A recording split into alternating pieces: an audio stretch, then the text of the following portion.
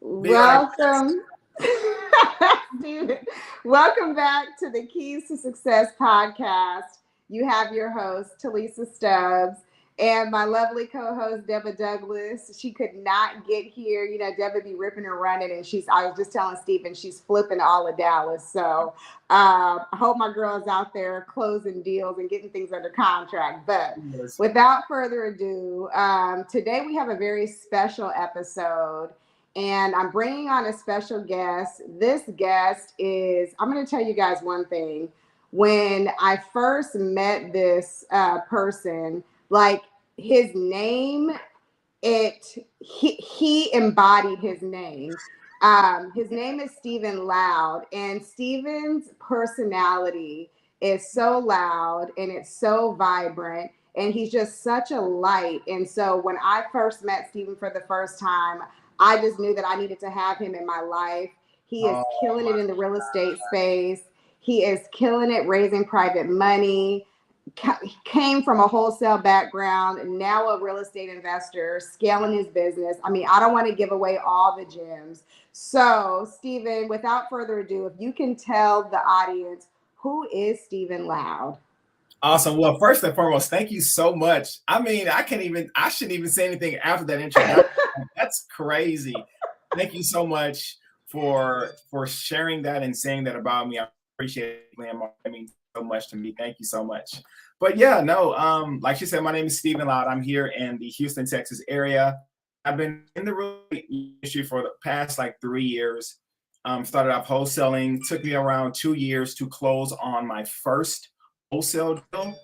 And then I'm getting deals coming my way right now. Lord goodness. Let me put this up. Look, that's the world of real So estate. yeah, like they just blow me up. That's a deal right now. I'm trying to negotiate, but sorry about that. But no, I was wholesaling for 2 years and got into flipping about a year ago. So I've done about 4 flips so far. I'm in the middle right now. I'm preparing to refinance out of.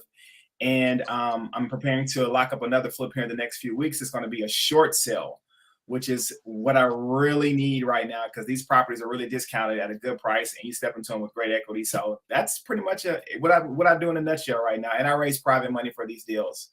So That's yeah, amazing. That's yeah, amazing. So Stephen, we're about to get real for a moment because okay, this okay, this real estate space, yeah. it can be daunting, right? Oh, for sure, for sure, for sure, for sure. And a lot of us have, we're in our 9 to 5s, we're contemplating leaving our 9 to 5s to jump into this. Very similar to you. I started off in the wholesale space. I was not as successful. I went broke trying to start a wholesale business. You and me So both. You and me both. take us Yeah, back to before you started wholesaling. What were you doing and what got you into wholesaling? that is a great question. So, um, I went to Tuskegee University and I majored in animal science there, and also took a little minor in pre med in Oh, Alabama. wow. Graduated there in 2010, and I had every desire to go to medical school. I thought I wanted to go to vet school, so I kind of took the pre med, prerequisites for med school. So by the time my junior and senior year came of college, I kind of had an idea of what I wanted to do, and it was medicine for sure. So my senior year of college, I went to DC and shadowed a family physician and also worked with an engineering firm, all while majoring in animal science, doing things I had that had nothing to do with my major, right? Just all over the place. But I took the MCAT and was unsuccessful. And then came back my senior year of college and applied to medical school, didn't get in, obviously. And then I got into grad school. And so I went to Hampton University in Virginia. And I went there for 2 years and got my master's in medical science. And I was like, I'm still going to do this med school thing. It's going to happen. Took the MCAT my last year of grad school, didn't get the score I needed. So I had to come home to Houston. And that was in 2012. And when I got home to Houston that summer, I'm still off my medical school desires and dreams, had my master's, retook the MCAT again, studied for it again, and then I got a lower score than I got the second time I took it. And that's when I realized, like, man, like this may not happen for me. So it was a very low, dry, dark moment for me. I kind of pulled away from a lot of people, just trying to reprioritize what was going on in my life. And I started waiting tables and bartending at Houston's restaurant, Hillstone Restaurant. It's really good. And I started waiting tables there in fall of 2012. And I worked there for 8 years. And I was kind of on and off studying for the MCAT. I was in ministry serving and kind of took on and off jobs, working in ER with physicians, working with cardiothoracic heart surgeons, work with ophthalmologists. I mean, you know, if you name it, I was shadowing these people. I was getting all the experience and exposure that I needed, but I just really struggled with standardized test taking. Yeah. And I even got a low SAT score going into college. You know, I just never been a good standardized test taker in my mind. I just overthink and I process stuff over and over again. And what they was telling me is that was really the entrepreneur mind. Yeah. So, you know, they say a lot of C students are the millionaire entrepreneurs and they hire the A students to work for them.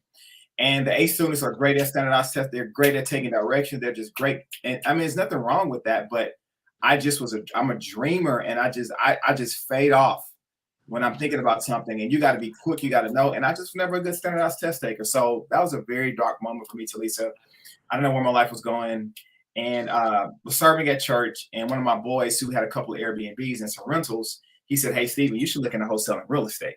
And I was like, what is that? You know, I don't want to be a real estate agent. I don't want to deal with all that stuff. He said, man, just look at it. I watched one YouTube video, and this was probably back in 2018.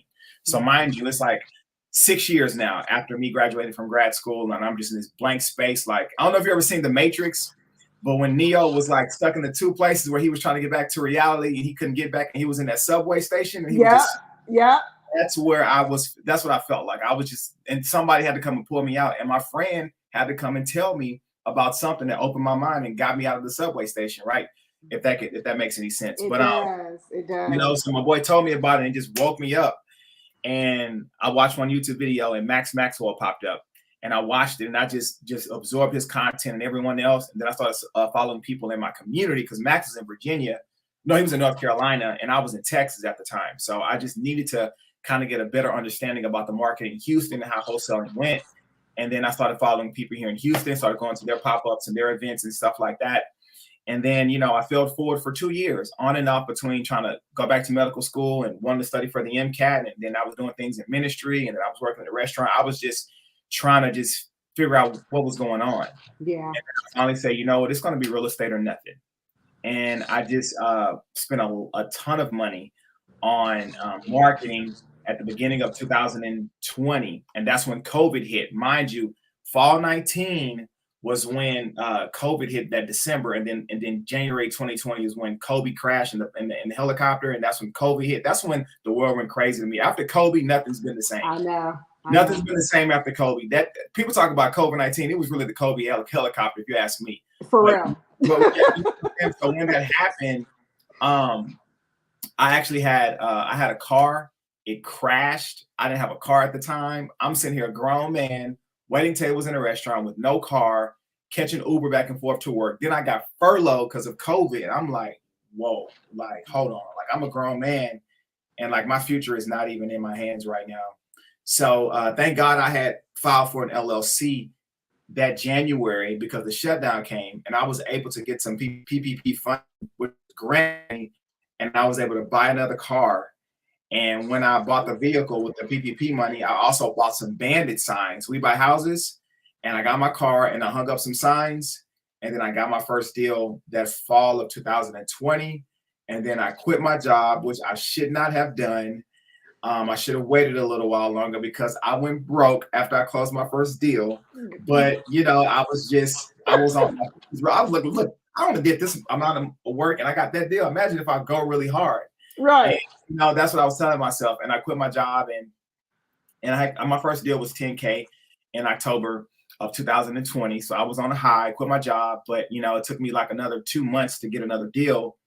And the Texas freeze hit. So half of my assignment fee was split up between the Texas freeze and that project that I had with another flipper was in that deal. My assignment fee, the Texas freeze hit. I couldn't even get all of my assignment fee because the property got damaged by the Texas freeze and it was almost done. So I had to wait a whole nother like a month and a half to 2 months to get the remaining portion of the second part of my assignment fee because I sold it to a buyer that split up my assignment fee and the Texas freeze hit. So it was crazy when I first got into wholesaling. Like, it was wild. I hung up bandit signs around that same time, and I left my car running. Someone stole my car. I had just bought with the PPP grant money. So my car got stolen. So here I am again without a car. Car got stolen. Can't go do any marketing. My assignment fee is split up. Texas freeze hits. This property is just damaged. So my assignment fee is tied up in this deal closing. It took another month and a half. Like it was crazy. It was crazy, man. But nonetheless, got my car back, got my signs back, went and hung up some more signs in Alvin, Texas, and got like a $23,000 assignment fee. Got some breathing room, and then I just got consistent with deal flow, cold calling. And for 2 years, I was closing deals consistently. And then, on year 3, I was like, you know what? I want to start flipping houses. And that's when I got into flipping. So I've just been talking here for like the longest, but that is like that's the story though. no.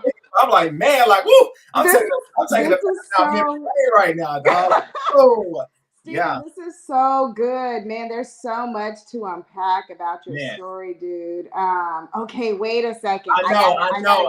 I'm just like just rolling, right? But I'm glad that you gave it all to us because now we can kind of dissect it because it's a lot of things for people to learn here.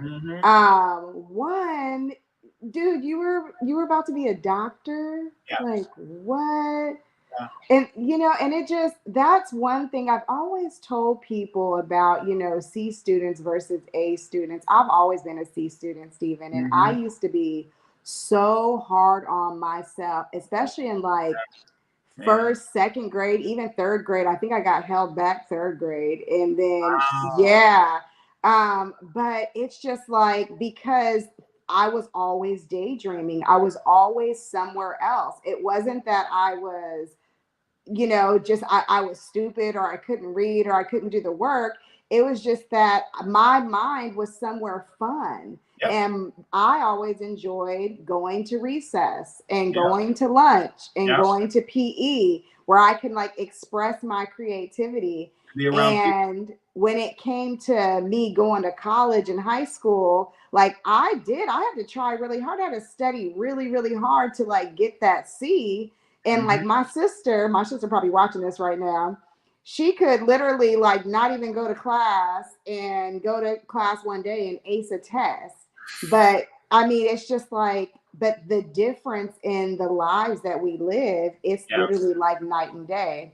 Yeah, absolutely. She's a teacher. She's a special education teacher. She loves her job, and there's nothing wrong with that. Me, I started off in the education field, not teaching kids because I can't really teach nobody kids. But I was doing the accounting for the kids, right? Yeah. But it's just I could not stay in that corporate mindset because it did not allow for me to expand. And I always felt like I was always bucking against the system. I always felt like I was being defiant. But to me, it wasn't defiant, but everybody else said I was being defiant. Yeah. And so I recognize that. You're just being your natural self.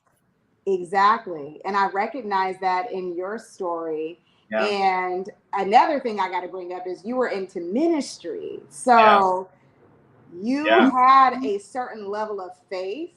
Yeah. And you knew that you were going to have to endure a certain level of trial and tribulation in order for you to be able to get to that point where you were doing deals consistently.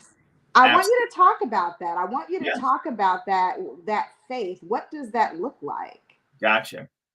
So this is a really great question because it was either all or nothing for me in real estate. Like I said, because I was literally at a point to where I didn't know where my life was going, what was going on.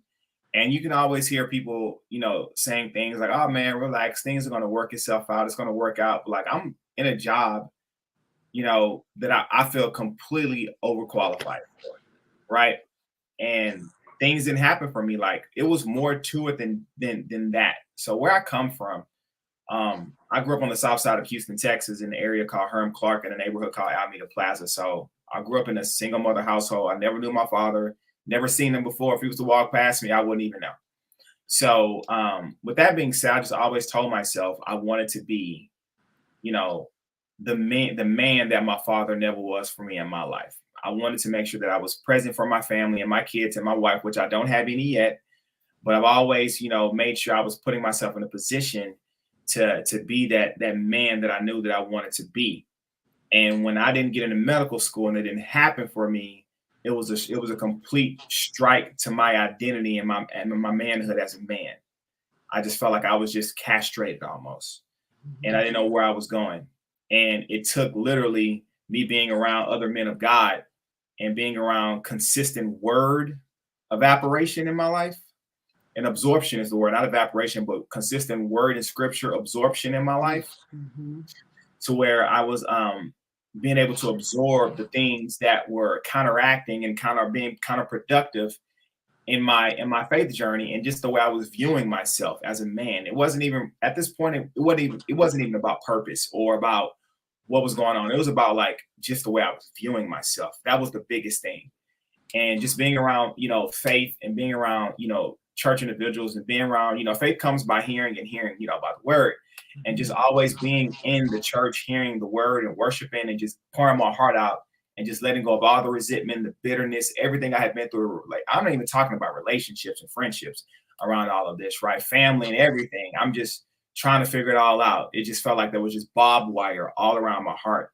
And I knew I was not going to be able to get to where I needed to unless I just unwrapped this barbed wire. Right. So it was a journey, and I needed prayer. I needed faith. I needed God in this moment. And I just was like, I don't know what's going to happen. If this doesn't work for me, I don't know what's going to happen with me. Like, am I going to be homeless? Like, it was that bad. Like, it was Yeah. literally that bad. I was like literally standing, like I was on the brink of like destruction, I felt like, right? And some people can say, oh, you're just being super extra, but no one was really walking in my shoes and understood, what was going on. So um when I started serving, what I realized was, and especially even today, and even this car right now, and what we're talking about, is everything could just seem like it's just about me, right? But one thing I can say, what helped me get out of all of that is when I began to put other people in front of me. Mm. When I began to serve others with an open heart, not caring if someone was going to hurt me in return, that's when the healing started. Whew. And I just served, and I served, and I poured out my heart, and I just gave everything I had in that moment. It wasn't even about medical school. It wasn't even about real estate. It was just about going to work and serving God, going to work, serving to God, being in ministry. That's what it was just all about. And in that moment, that's when I found out about real estate. So there's a scripture that, I love, that really helps me out, that says, seek first the kingdom of God, and all else will be given unto you. Yep. I didn't really understand that until that moment. And when I began to serve God, that's when I found out about real estate. If I would never was really in church, I'd probably still be in that restaurant trying to figure out what I'd be doing. Like, I got the message from a friend at church about wholesaling real estate. And one thing I like to say about people is, right, it's always good to be around great people and talking to people, because there's a treasure on the inside of you. There's treasure on the inside of me, but someone else has the key. And it could just be in the simple form of one conversation, can be the key to unlock all the treasure on the inside of you. And you think that that treasure is going to come from you praying or you just doing that. That treasure is there, and it's gonna be unlocked from you. Maybe just letting go of everything that you was holding on to, all the idols in your heart, letting it Whew. go, making room for the key to penetrate the lock. And it just may be a simple conversation with someone. They'll say, hey, you should look into wholesaling real estate. That's how simple it was. 5 or 6 words. And that was the biggest key in my life. And it just unlocked, and boom, like it was an explosion. And that was because I really do truly feel I was in a position where I was serving other people, and I wasn't even looking for a way out. I wasn't, even though I wanted it, I wasn't even really desperately looking, because I was just at such a peace with where I was at in serving.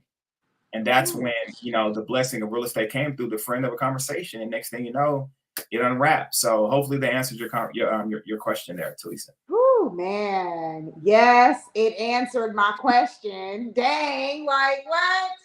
Oh my goodness. Yeah. Stephen, man, you're anointed. I hope that you know that. And I know that this is not like a religious podcast, but I just want you to know Yeah. that. Yeah. Thank you. But so many things right there. I feel like in the real estate industry, a lot of the times we hear, just find a way to serve somebody or find a way to add value without wanting anything in return, and doors will open for you. And I feel like because that message is like, basically thrown down a lot of real estate entrepreneurs' throats, especially like the newer ones, that they go into it, kind of like how do I say this? They kind of go into it, and I know I did at first until I kind of learned, but I went into it like I was adding value with this um, real idea that I'm going to close this person. I'm going to make money off of this person. Right. So I'm saying these things and I'm doing these nice things and I'm offering moving services and I'm doing this because ultimately I really do want to get paid. Yeah. And when I was operating like that, I didn't get paid. Right. Yep. Things were very much so, it was like things were not going with the flow. There Right. was always a resistance. Yep. Something would happen, like the deal's going through and then there's like a curveball like thrown in the middle, and Yep. now I'm like filled with anxiety, and it's like all of these things. And even though I might close the deal, there's no peace Right. about it. There's just Right. like this. And Right. so when you say that, when you started really serving God, that's when those doors started opening. I'm a firm believer in that, because very similarly, when I got to the point where I said, if people need help, I'm just going to give them help. Like, Yeah. I know what it's like to be in this space and to not know how to run comps. I know Yep. what it's like to be in this space and not know who to contact for financing. Like, I know what it's like. I know what it's like to not even want to ask the question, right? Yep. Yep. And so when people come to me and they say, Tilisa, I want to know this, or I wonder if you can help me with this. Now, when I go into it, I'm not going into it like, oh, this person could potentially be a private money lender, or this person could potentially do this. I'm going into it as, I hope that I can truly help this person move the needle and get them from stuck to now we're back in motion again. Yep. That is my only desire. And through that, I have gotten more private money lenders. I Wow. have gotten more connections. Like, it's just been like the Mm. floodgates. But it wasn't until I decided that I was just going to serve these people without wanting anything in return. So I just kind Good. of wanted to highlight that fact that That's it's good. a fact, Yeah. right? Yeah. Absolutely. That is so true. And I've even seen that in my deal flow. When I am just trying to get a deal, I see an opportunity, I see someone that may be distressed or something like that. And what I'm trying to do is I'm trying to take advantage of the opportunity. Oh, I see this person may be distressed. So what I'm going to do is I'm going to see if I can do this. I'm going to see if I can kind of talk to him here. I'm going to see if I can kind of pinpoint here. You feel that resistance. When you brought that up, that is so true. You feel the resistance and you can feel it. When you're naturally operating from a genuine place, that's why it's always good to find out a person's motivation. Why do they want to sell their home? What is their why? Even with private money lenders, and even when you're working with people that are trying to sell their properties or maybe interested in selling their properties, you got to figure out the why. Why do they need to sell? Are they downsizing? Did someone pass away and there's too many memories in the home? Or do they need to upsize, right? Do they need a bigger place? Are they in pre-foreclosure? Are they in probate? Are they inheriting a property that they don't know how to handle with GCs and contractors and stuff like that, and they just want to go ahead and cash out the equity? They come on a contract before with other real estate investors and they price gouged them and came down on the price 2 or 3 days before closing, right? So you want to know the why for people and why they want to sell their homes. And even with private money lenders, like, it's not about the deal. Like, okay, I know you have capital. I have a deal. Let's get you a return. It's just straight business. So, I mean, that's okay. But there's something like the four personalities I love to kind of bring up. It's the whale personality, it's the shark personality, it's the sea urchin, and the dolphin, right? So the dolphin personality is the person that's super playful. You can talk to them, but they just get off track and they're so playful, they almost forget where the conversation is going. They're great people and they can be motivated, but they're dolphins. They're just super happy people. And then you have the whale. Those are the people that are like, save the world. Like, I want to know what you're about. I want you to know what I'm about. This is what I'm going through. They're very open, transparent, vulnerable people. Like, they're like free willy, like they're whales, right? And then you have the sea urchin, which is just like, the person has no emotions. They're just like, how much do you want to give me? How much do you have? Let's close. Like, no, they're just dry. They're like sea urchins, right? And then you have the shark. They're just very angry, red personalities, and they want their money. They want it now, and that's just how it is, right? And so dealing with those personality traits and types, that's what private money lenders and even with motivated sellers that's trying to sell their properties. So as real estate investors, we need to know the type of personalities that we have as individuals, right? And then we also need to know the type of personalities that we have with other people. And that's one thing about letting your gifts make room for you, is it's not always about you, right? You need to know who you are and what your motivation is and what your determination is, but you also need to understand the other type of individual that you're dealing with, and you need to make sure that you're mimicking their emotions, and that you're mimicking, the best way that you can, the energy that they're putting out and their personality trait, because some people like to be in the driver's seat, and then some people don't mind you letting you drive as long as you're not taking advantage of them. So every person that you talk to is not going to be the same when it comes down to private money lenders and motivated sellers, but you have to begin to develop the skill set to understand the type of people that you're dealing with, and that's even with leadership, because when you serve people, you're going to be dealing with different type of individuals. When you're serving, you're going to be dealing with people that are open, people that are closed off, some people that are both, and then some people you're chasing down, and then some people you just can't get away from. They're just always up under you, right? Yeah. So you'll be dealing with different type of individuals. So with that being said, not to be too long-winded, that's just something when you're trying to on the subject of, you can feel the resistance there. That is one thing, because you're just going after for the money, and you're not really trying to figure out the type of personality that you're dealing with and what's going on with this individual. And that was something, to add to this, that was something that helped me out to kind of not make it all about the money when I'm talking to people. Instead of me trying to do that, let me figure out what type of personality I'm dealing with. Yes. Once I figured out the personality I was dealing with, it was just like, it was inversely proportional. When one was going up, the other one was going down. When I was getting to know about the person's personality, the concern about money went down. But when I was always concerned about the money, the personality and connection with the individual went down. So when you begin to, focus on the personality, and then you kind of come back about the money, it begins to kind of level out, and that's when the deal closes. So you got to do both. Oh man, that is so true. I hope that you guys got all of that, because I know a lot of you guys have been out here grinding. Y'all been out here hustling, and I love your hustle. I love your grind. I love the hunger, but it can't all be about the money. It cannot all be about the money.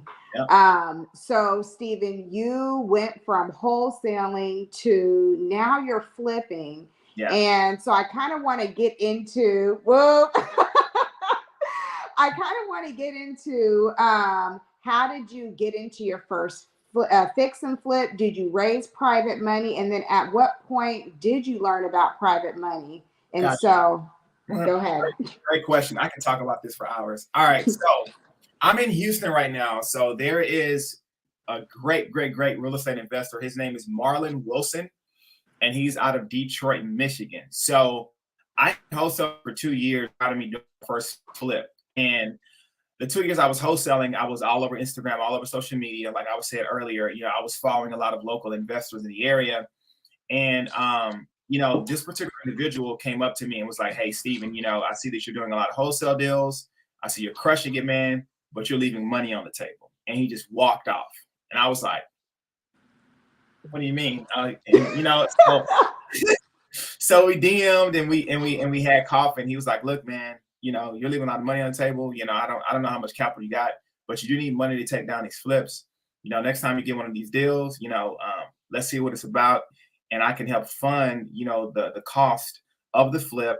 We're gonna acquire it on hard money, but I got a lot of money, but I will fund it on hard money." That's what he said. He said, "I'll fund it on hard money, and I'll fund the rehab, and what we'll do is we'll just split the profits 50-50. That simple."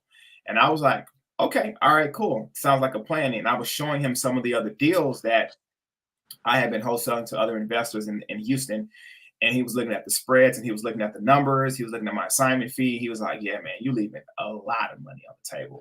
A lot of money. You made 20 here, man. You could have made 60 here." And that's split. I had deals that were worth 250, and I'm selling them at 100 grand. Yep. Ooh. Yep.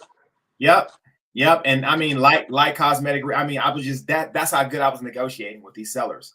I was getting these deep. I was getting deep, and they didn't really need a lot of work, Yep. Wow. Like, all right, but you got to pay your dues, right? That's what I call paying your dues. Everybody has to pay their dues, right? You got to have proof of concept before somebody brings the money. They got to show that you know how to bring the money to them, right? You got to show proof that you can be trusted. You can close on deals. That's why I was always posting my HUD statements, which is not a good thing to do. I get it, but I was posting HUDs, assignment fee amounts, my closings. That's why Instagram and social media is really big, because it's a proof of concept for you and your brand. Your brand is so big when it comes down to you. If you don't have a lot of money around you, and if you don't have a lot of people that can just come off cash, you're gonna have to go out there and show people you know how to do this business. Yeah. And that's how simple it was for me. At that point I didn't overthink it. I didn't care about people. Oh, you're just bragging and boasting, taxes and stuff. I was like, look, I don't know what's gonna happen to me. I want people to remember me by what I was once doing as far as becoming a doctor and physician, and what I'm doing now. And it's going to be something that's going to encourage other people. And then it's also going to be providing proof of concept for my brand and my business. It's an all around win for me. Yeah. So to answer your question, how did I get into flipping? So I had that conversation with Marlon, and I found a deal. A wholesaler brought me a deal that I had JV'd on with a while ago. I said, hey, look, I'm going to buy this deal, and I'm going to cut you an assignment fee. I'm going to pay you out. I'm going to pay you outside of closing. And she was like, cool. So this deal was a short sale. It was already on the market as a short sale, and it was listed for like $100,000. ARV on it was like $260.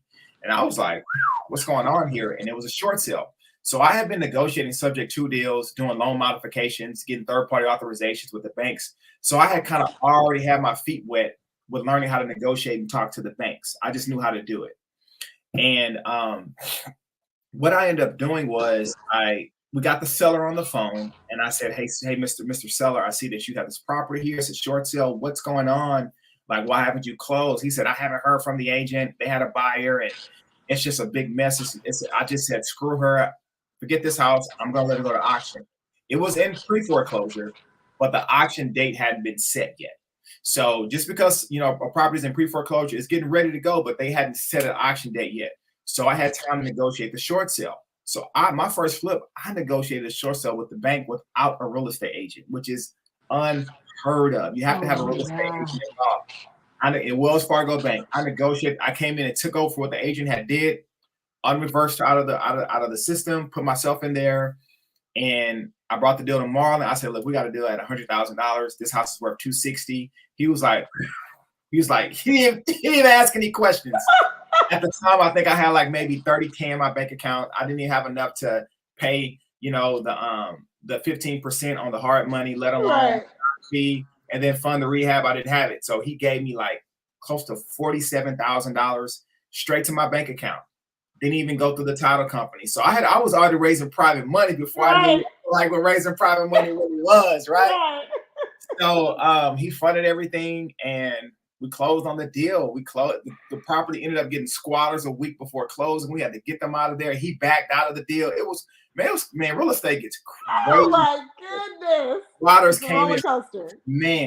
came in, took over the house a week before closing. I went by the property. I had just locked up another deal around the corner from that deal. And I was like, man, let me just swing by my flip I'm closing on next week. I go by there, lights on, car in the garage, dog in the window, curtains, blinds. I'm like, oh my God, like not on my first flip.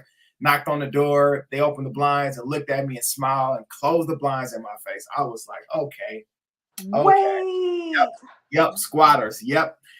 Squatters. Yep. Real thing. They look for foreclosures and they wait about a week before the auction. Then they go move into the properties because they know they're going to have a long time before someone can come and get them out of it. Man, they know what they're doing. So got the cops involved, and come to find out, which I already knew, they had broke the back window and they had left the glass back there along with the lockbox on the ground. So when squatters come, they're going to consider it two things. It's either going to be criminal or civil.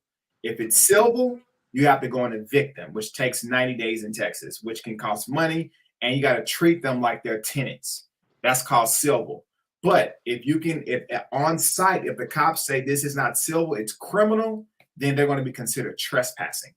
And that's how I was able to get them, because it was considered trespassing because of the broken windows and the broken lockbox.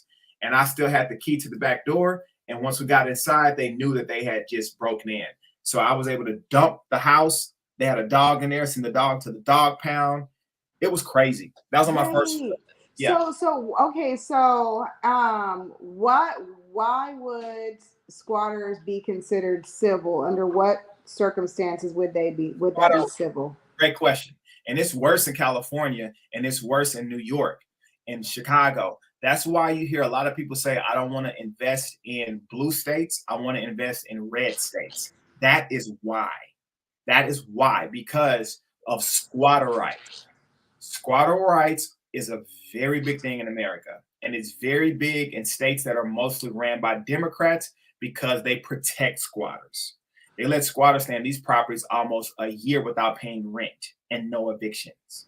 Wow. That's why people don't like investing in blue states. But when it's a red state like Texas and Florida, cost of living is cheaper, and it's more landlord friendly. That way you can evict people 90 days or sooner if they don't pay rent. You get your property and your asset back. That's why people like to invest in red states. So if you're out there listening to this, no disrespect and intended here. Talisa, are you there? I think you went blank. Okay, you're there. Okay, cool. Sorry about that. No disrespect intended here, but it is what it is. You need to know where you are. It's the laws of the land. It's better to invest in states that are ran by Republicans, because if you're investing in those states, especially as rental properties, you're going to have a better chance of getting your properties back without losing money when someone's not paying rent. And believe it or not, a lot of these squatters, they know the states to do this stuff in. They know their laws. They know. In Philadelphia and New York, you got people that was living there for 2 years and not paying rent. And they just what they do is they object when it's time to go to a court for eviction. They appeal. And the whole time they're appealing, that landlord, you got that note due every month. Wow. And you're paying that note every month, and so they're appealing.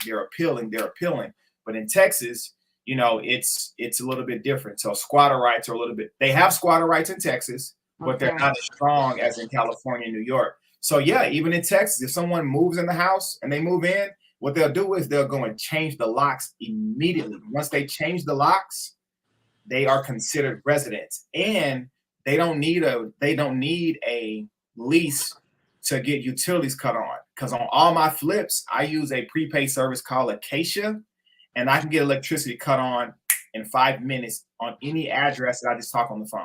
They're going to say, is your name Stephen Lau? Yep. Do you swear but the truth that you are owner of this property, or that you have, the legal right to turn on power at this property? I'm going to say, yep. And they'll get my credit card information. They're going to turn the electricity on. Wow. So that's how, it's so funny. I was even telling my husband because, so I used to live in California. I was actually born in California, but while I was there, I remember one of my friends owned a property and she had squatters, and I didn't know at the time what they were called. But she just said that there were these people living in my rental and they freaking trashed it. Would you and your family come and help me put it back together? Yeah. So me, my husband, my kids, we all went over to the house and it was demolished.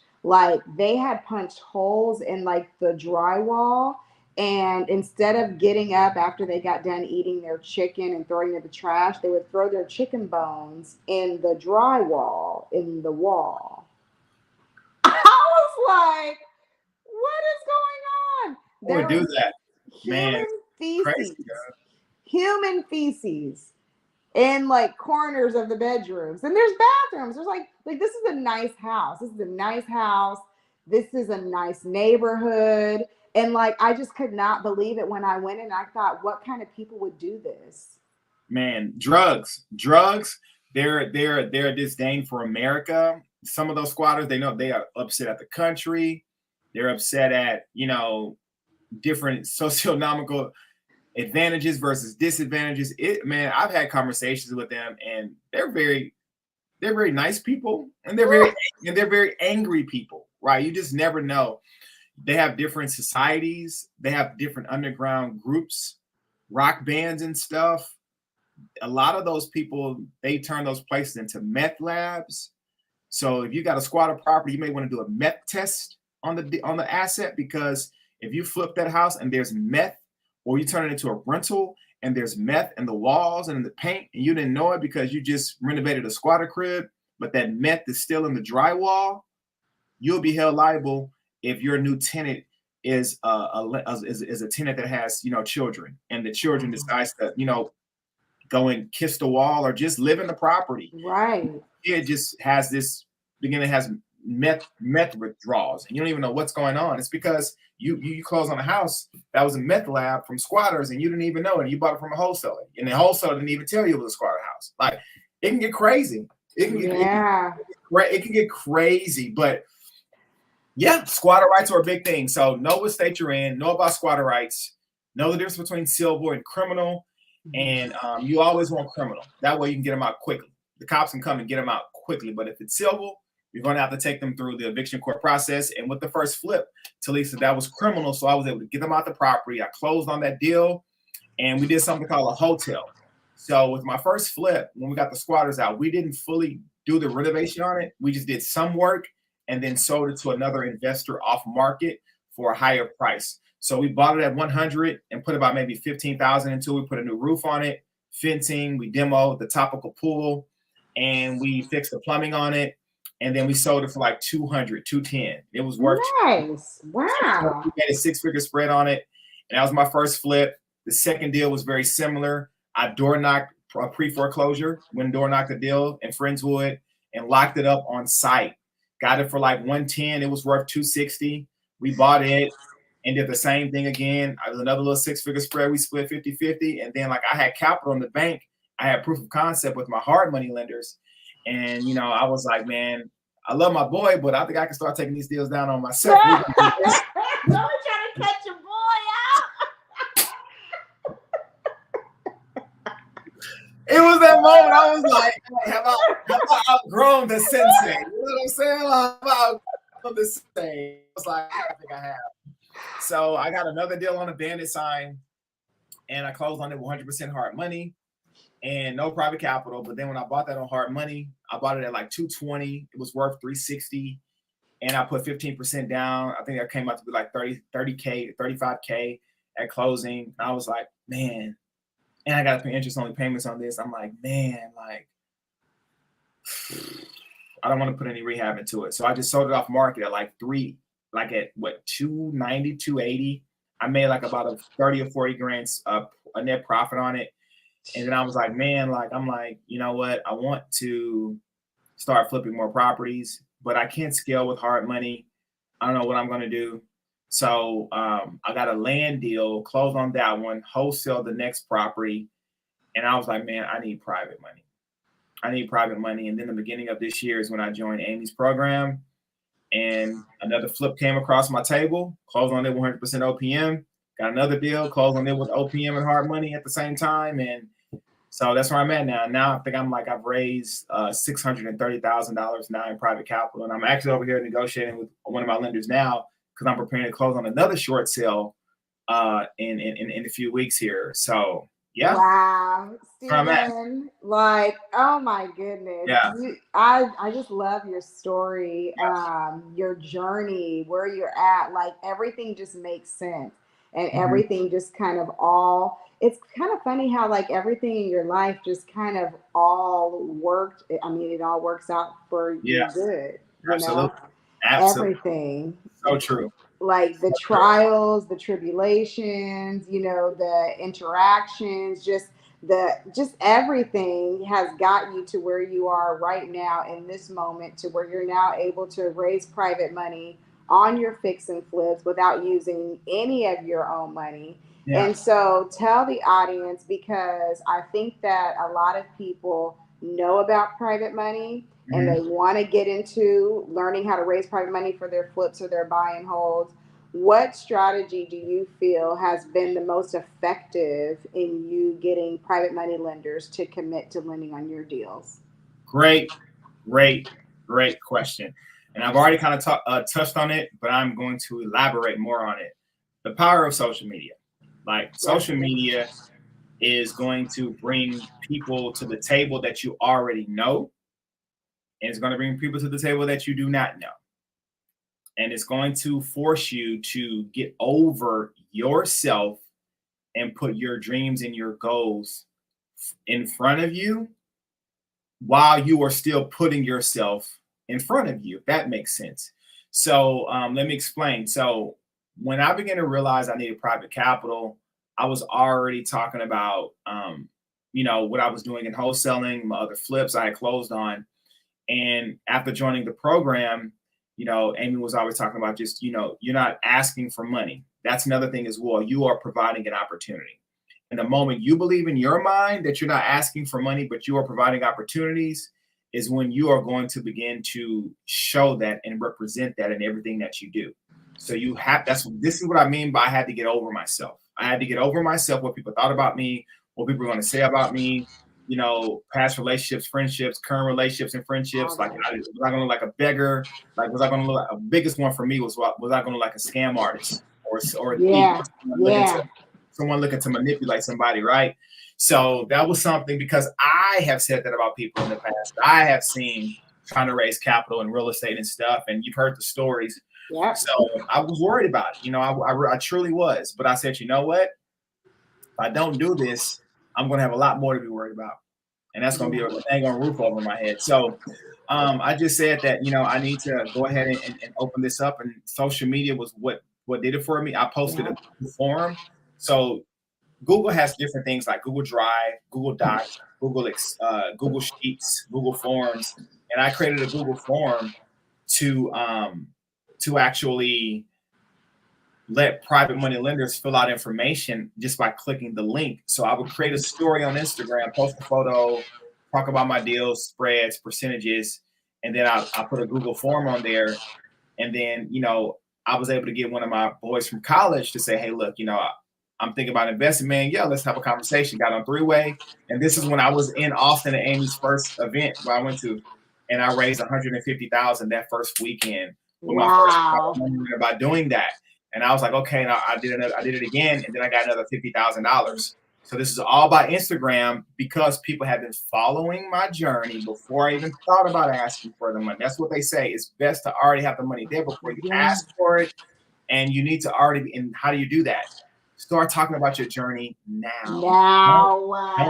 Don't talk about your journey when you start having the successes. Talk about the marketing. Hey, I'm going to hang up some signs. Hey, here's a time lapse of me in my 1-bedroom apartment cold calling in real estate. Like, here's a time lapse or a story or a post of me closing on my first wholesale deal. Here's my first $7,000 just closed on my first wholesale deal. And you are documenting what you don't understand is you're looking at social media as being something that you're competing with other people on to impress people. But there's one word you're missing out. Social media is your resume. Yes. You can look at it like that. Yes. Social media is your resume. And when you get ready to go apply for a job, you got that resume together, don't you? You got it together. Yeah. So when you're doing where's your entrepreneurship resume at? Ooh, oh my goodness. And nobody talks about it. They don't. And you can say, oh, my entrepreneur resume, let me go ahead and create a Word document. Like, that's not going to suffice, because entrepreneurship, you can say it, but also I need to see it. And especially in today's society, people need to see that entrepreneur. They need to see it, because social media is a thing. It is what it is. They need to see proof of concept.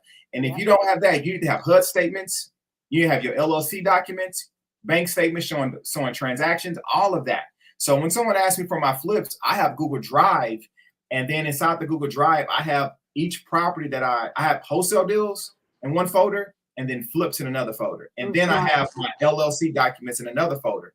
And they're all PDF documents. So in my LLC folder in Google Drive, I have all my LLCs, my state ID, the tax information for all my LLCs. And so when the lenders ask me about what am I going to change the business, I copy and paste the Google folder and I text it to them. And they just go through the Google folder, go all the documents just like that. Easy. And when I do my flips, all my flips, I have the buying HUD statement, I have the selling HUD statement, I have a couple photos of before and after. And then I have, what the home sold for. And I have that under that property address. And then I copy and paste the folder under flips, and then I paste it. And then I send it to them. And I can also do that in the email, even with my wholesale deals. That way, what I show you on Instagram, I'm going to back it up with the paperwork and the documents. And that is what I call the entrepreneur's resume in real estate. You got to have the social construct out there on Instagram, which is going to draw them in. But you also have to have the paperwork. Like Byron Holman, Byron the investor in Houston, always says this: that paperwork makes the paperwork, right? Yep. Paperwork makes the paperwork. So you got to have proof that if you're closing deals on Instagram and you're showing these HUDs and these checks, you have to make sure that you are taking care of your business and you have those deals, consolidated into a folder to where people can go backtrack when somebody's really ready to work with you. You can show them that deal and the numbers and the breakdown and the other deals and stuff as well. And that's what has done it for me with social media. When I've been able to show that to people, I'm at $630,000 right now because of it.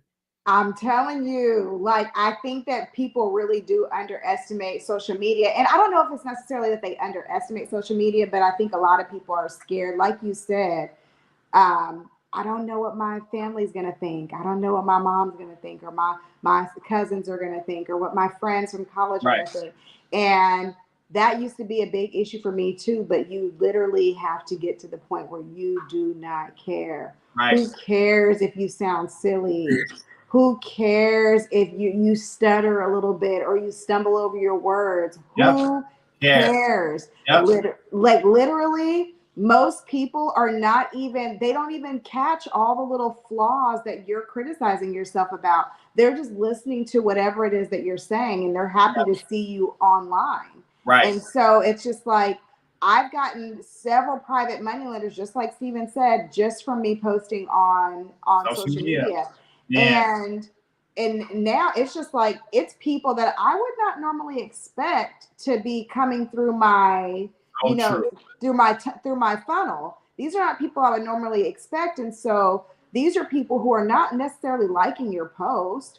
They may not even be commenting or any of that, but they're watching.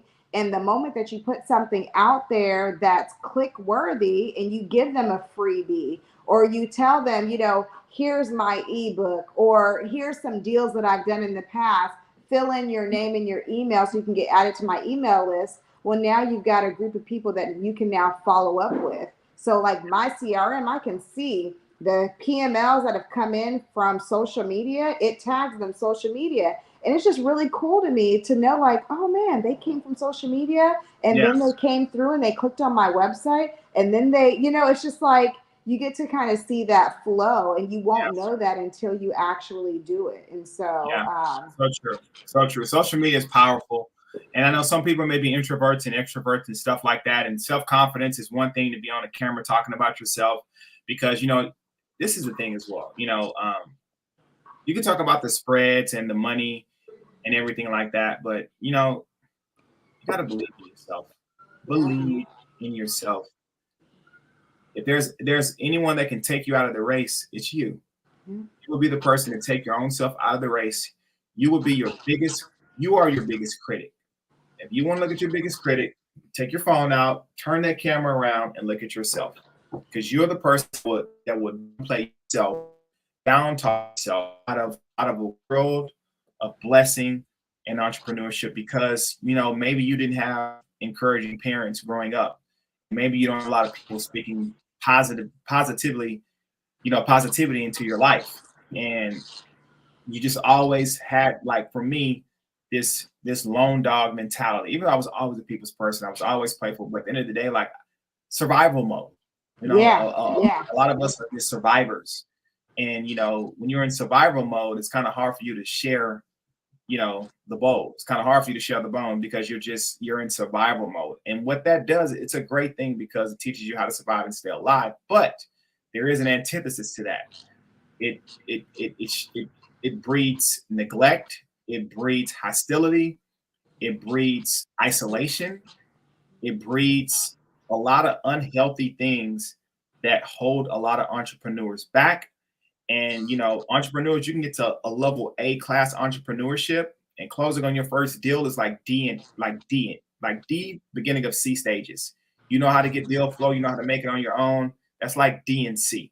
But when you start getting to the C plus into the B's, it's like you're getting out of isolation. You're talking to people, you're trusting people, and you're networking, but you're still not ready to trust and go that next level. So you're in the C class. But then you start getting the C and B is when you start to open up and do deals with people and trusting people, but you're just not all the way in. There's still some things missing in the heart, right?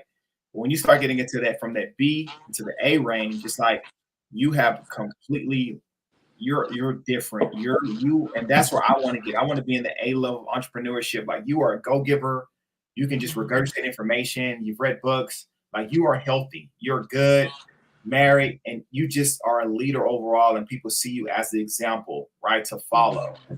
And we all have things we have to work on, including myself. But I can honestly speak and say that I've been the lone wolf. I've been like the isolated person, didn't want to join any mentorship groups or didn't want to believe in joining in and putting money. And see, this is all going back and it's coming now. Like the biggest thing you can invest in is investing in yourself. And if you're not investing into mentorships and groups like that, how are you going to grow from that D-level entrepreneur where you are just closing deals and you think that's enough, but there's another level that you want to step into and you can get to, and you're wondering why you're not getting into it because you are not letting go of the employee mindset and that isolation mindset while you're stepping in a new thing. There's a story my pastor said, and it was really, really good. He talked about, him being single all throughout his days in college and, when he was in school to be a pastor and, he was waiting on his wife and everything, right? He's in his early 20s and he would hang out with his homeboys from ministry, watch games and, eat wings and just kind of hang out and just do the things, right? But he had married his wife and about 2 weeks after they had married, they went to another wedding or something like that. And he was hanging out with a whole bunch of other pastors and stuff. And they were just hanging out, having a good time, kicking it, watching this game in the room. And then everybody fell asleep in the hotel room. And he just kind of like woke up and he was like, man, like I have a wife, literally waiting on me. And I'm in here kicking it with my boys. And there's nothing wrong with that. But he was like, man, I'm literally in a new season of my life, but I'm still trying to hold on to an old season of my life. And that story still sticks to me to this day. And I was like, man, so you can leave your job and close wholesale deals and be stepping in and be in a new season where God's trying to take you further, but you're still, man, I can't trust this person, man, I can't do this. And you're still in the old season while you are literally in a new season, but you got an old season mindset and it's breaking, but you still got a lot of old season stuff, but you're in a new season in your life, but you're still kind of in this, it's like your body's here, but your mind's kind of transitioning over into the new, but you're going back and you're fighting. Yeah. It's like when Jacob wrestled, right? Yeah. You gotta let go. Let go. And the biggest question is like, why don't you trust anyone? Why don't you want to read books? Why don't you want to push yourself to be a better entrepreneur? The question is why don't you? I'm scared of getting hurt. I'm scared of losing money. I'm scared of so now you got fear of failure. You got fear of success. That's what that is. Yep. You got fear. You got fear in your life. And, God says, I do not give you a mind and a spirit of fear, but a sound mind. And you need to be transformed by the renewing of your mind. You have to. The renewing of your mind. That's the biggest thing. So hopefully that answers your question about the topic of social media. Yeah, no, it did. How I had to do it was I had to transform my mind and believe that I wasn't asking for money, but I was providing opportunity. I had to, you have to recreate yourself a few times before you die. People recreate themselves all the time throughout life. Look at Rick James, and also who's the gentleman from the Gap Band? Charlie Wilson. He has recreated himself so many times. Kanye, Jay-Z, Beyonce, Taylor Swift. Everyone. You have to. Jeff Bezos, Apple. Who has not? Donald Trump. Donald Trump has recreated himself several times. You have to do that. You have to evolve. You have to evolve. Yeah, and the only word evolution it exists for a reason. Yes. And people do not like to evolve; they want to stay the same. And that's not the way that we were meant to. That we were not meant to stay the same. We were meant to evolve, and all those things that Stephen said. Fear of failure, fear of all these things.